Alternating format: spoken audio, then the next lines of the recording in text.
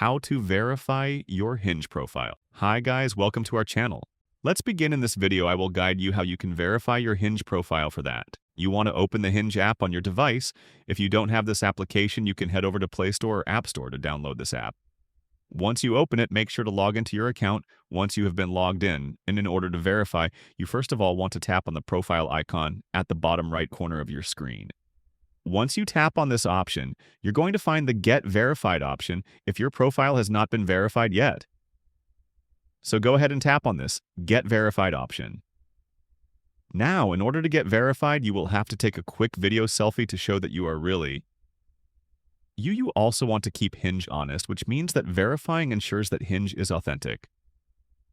The selfie that you upload is going to be private, which means it is never going to be shared on your profile or with the matches here.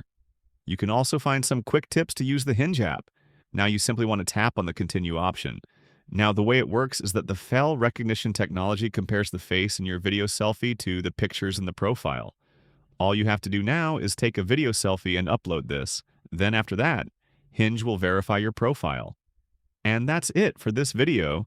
If you found it helpful, please make sure to hit the like button and subscribe for more videos like this.